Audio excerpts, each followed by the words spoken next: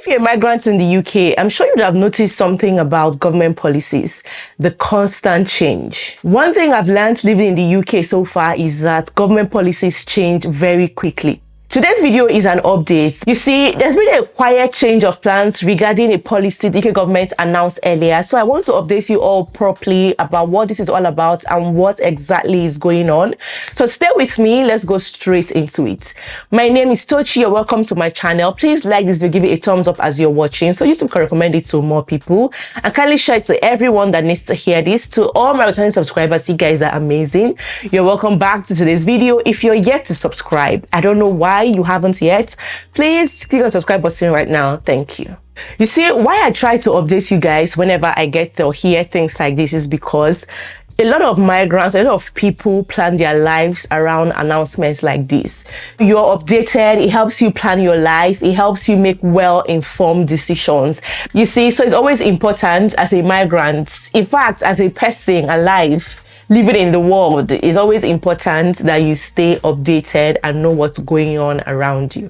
Some time ago, the UK government announced a plan around how people are going to now start proving their right to work. You know, I think I even made that video when the announcement was made earlier, but now the government has now made a U-turn. They've now changed their minds, and I thought it also wise to let you guys know, okay, so you know what's going on, what this plan is all about, and how it is very important, what we're going to take away from this video. So now, government drops plans for mandatory digital ID to work in the UK. You know, when the government, announced that they were going to make digital ID mandatory for everybody, so you can now prove your right to work. It's going to be easy to prove your right to work. It's going to be easy to do a lot of things. Your documentation is going to be easy. Everything is now going to be on your phone. It's just going to be easy to just show like proof of your right to live and work in the UK, your dependent status, your CO, everything, your status in the UK, right? You don't have to go on Govt.uk to find share code. You don't have to do all that.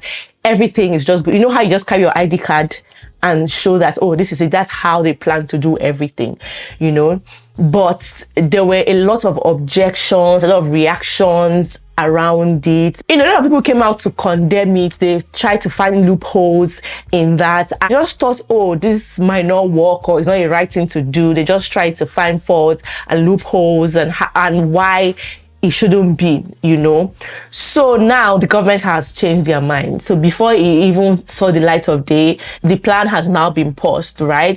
So this report from BBC says that the government has dropped plans requiring workers to sign up to a new digital ID system in order to prove their right to work in the UK. Okay, so instead, Labour ministers say existing checks using documents such as biometric passports will move fully online by 2029. So they are dropping this digital ID thingy, but instead he's saying that by 2029, everything will now move online.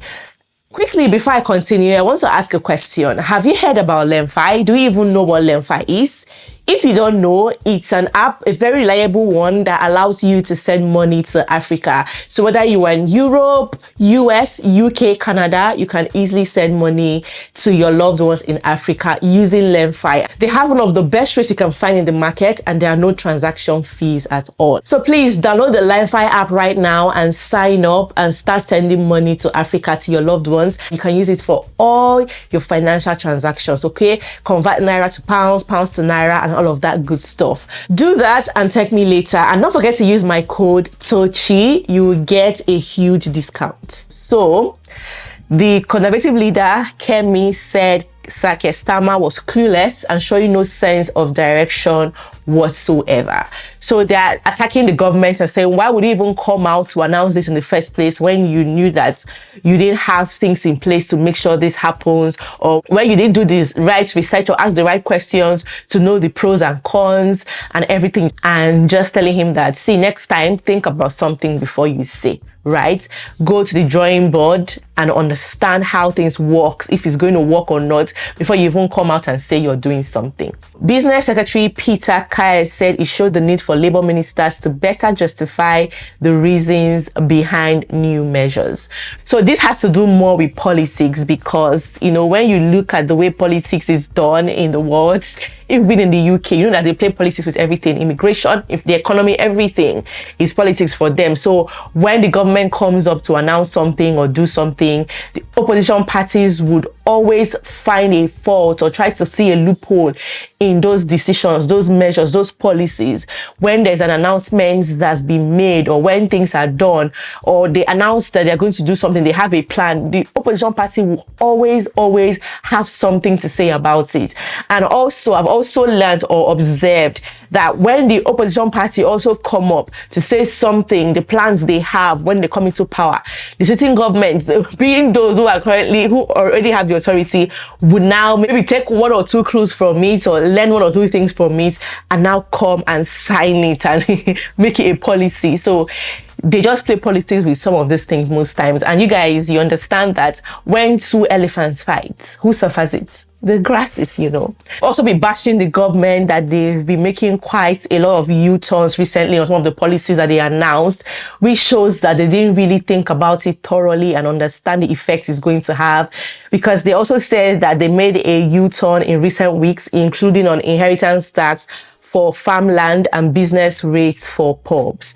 Remember when farmers were protesting and, you know, talking about the inheritance tax that the government announced? The government have now made a U-turn on that one as well.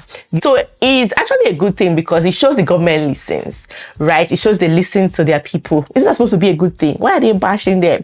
It shows that, yes, it's possible that we might not have thought about it very well, but looking at it from this angle as well, don't you think it's good that the government listens to people sometimes? Because look at what is happening now with immigration and everything. They are consultation is ongoing regarding this ILR thing. If the government comes out today now to say, oh, we're not doing this anymore, doesn't it show that they actually listen to people? Because we've been asked to, you know, fill up those consultation forms, give our own voice, you know, contribute to why this shouldn't hold, give our reasons, write to our MPs to explain why, sign petitions and everything. So if tomorrow the government comes up now to say, okay, we're not going to do it like that, we're going to maintain 5 years, it's not going to be 10 years or 15 years anymore, are they still going to drag the government that they are clueless? Let me know what you think about this in the comment section. Like, it means the government sometimes, not always, but it could also mean that the government has or is thinking about the people and have their best interest at heart. That's another way that you can actually see this thing, even though most of the times it's politics, but we can see the good in it as well, you know. So the Tory leader welcomed the government's climb down, branding the initial digital ID plan a rubbish policy.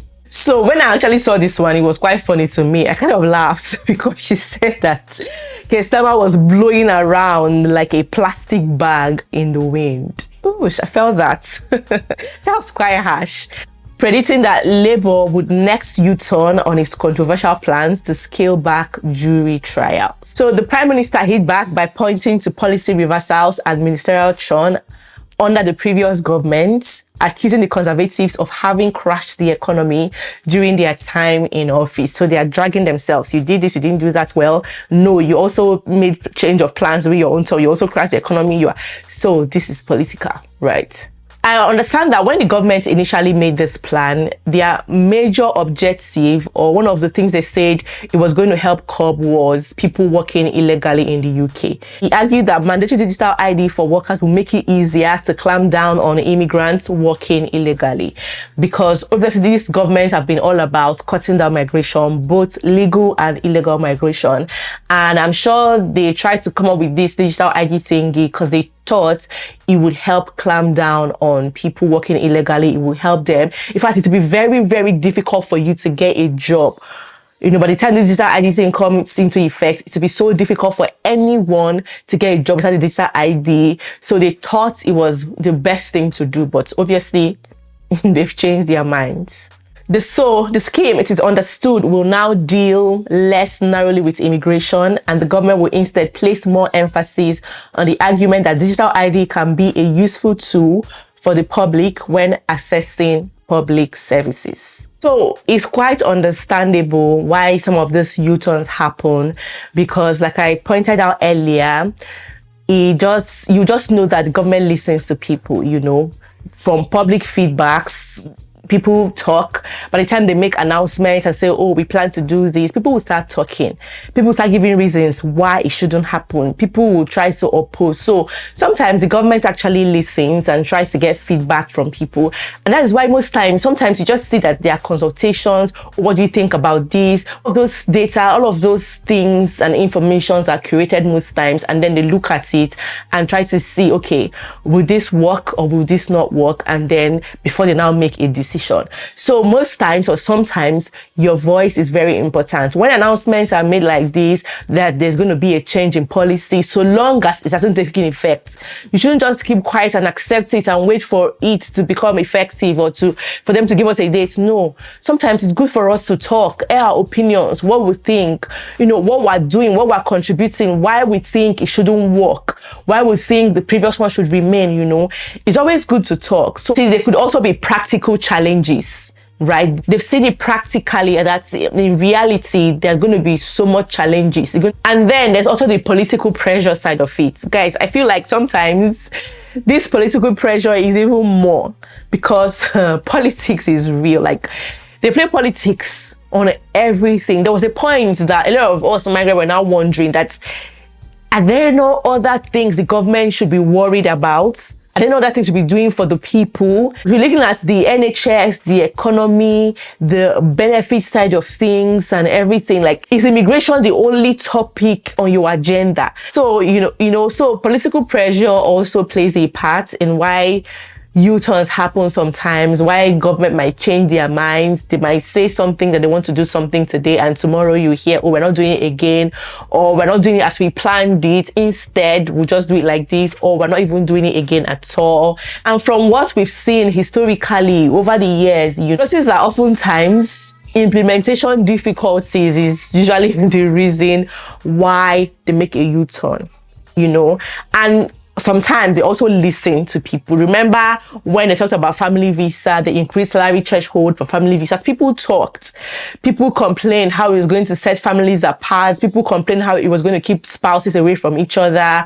And then the government now reduced it and said, okay, we're going to leave it the way it is, but we're going to revisit it in future and everything. So we have to understand that policies can change even before implementation. And that is why it's always good to wait for timelines, to wait for guidance. Let's not just always jump into conclusions or follow headlines, you know, because things could change. The fact that it's still a proposal, it's still a plan. We plan to do this. We want to make this, you know, it's not yet effective. Okay, so they can change their mind. Just the way they have come out to say they want to do something, they can still change their minds even before that thing is done. So yeah, that's why it's always not good to panic when announcements like this are made. But it also doesn't mean we should ignore them because it can still take effect, you know. So it's just better there's to find a balance, right? Because it can take effect, it might not, it might, but it's just good to find a balance and understand that instead of panic, it's better to just wait patiently for whatever the government wants to do.